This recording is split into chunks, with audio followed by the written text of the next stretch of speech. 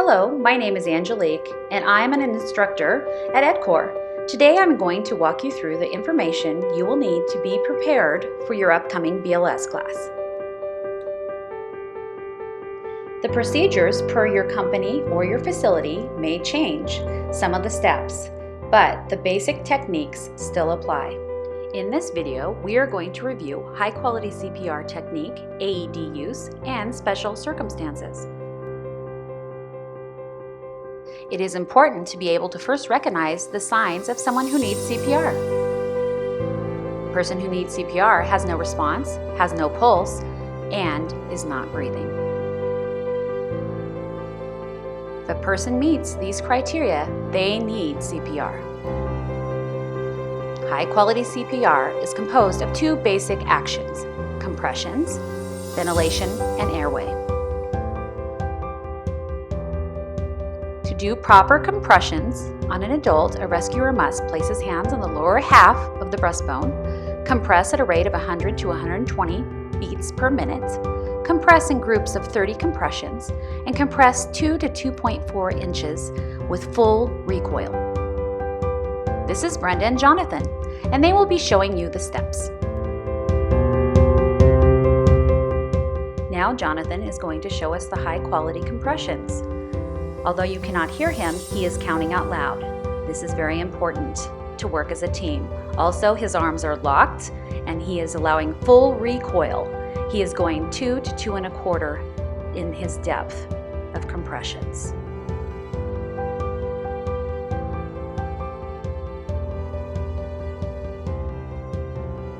To do proper ventilation and airway management, you must have a tight seal with the mask, tilt the head back, and blow into the one-way valve enough to see the chest rise, but not overventilate.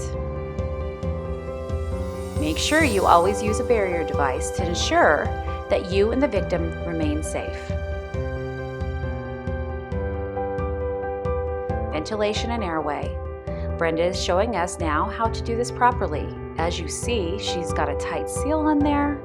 She blows just to see chest rise, and she blows for about a second. Now we are going to put it all together.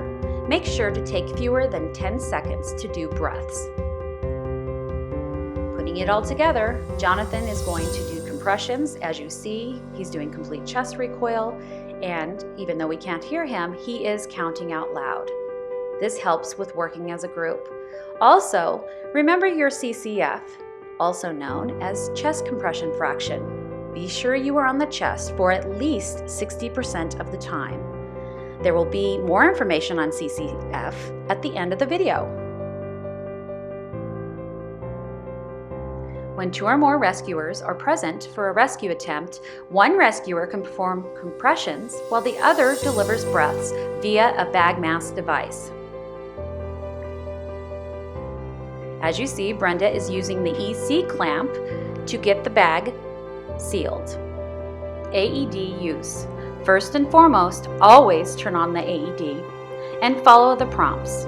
Another consideration will be the 3 M's: metals, medical devices, and meds.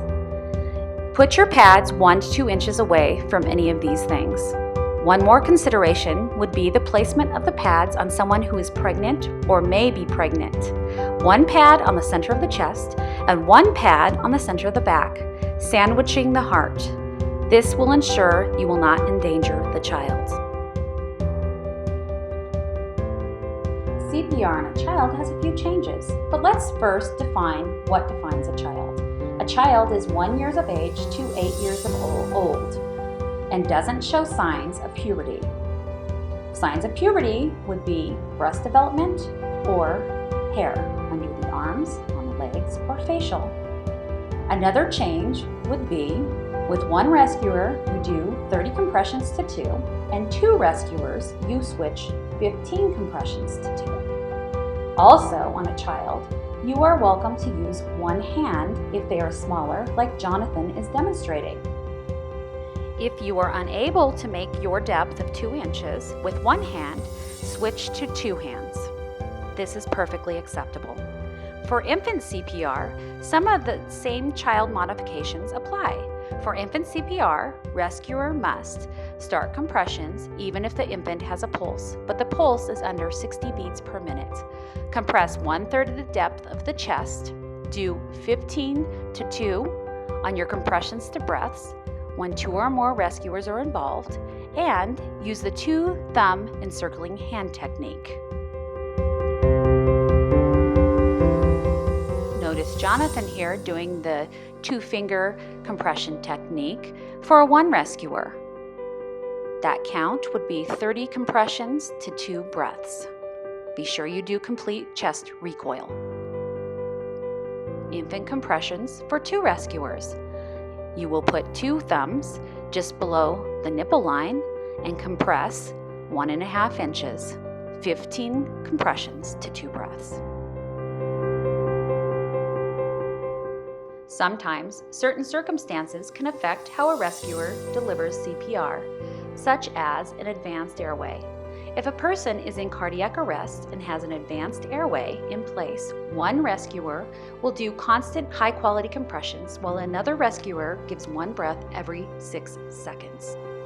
If a rescuer comes across a victim who has a pulse but is not breathing, they must only give 1 breath every 5 to 6 seconds for adults and 3 to 4 seconds for an infant.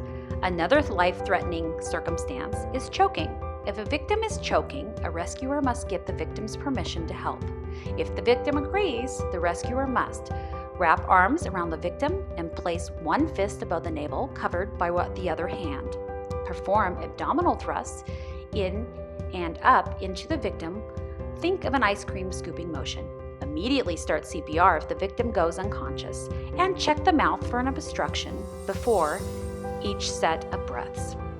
If the individual is too large for you to reach around, pregnant, no matter how large, obese, etc., place hands on the chest instead.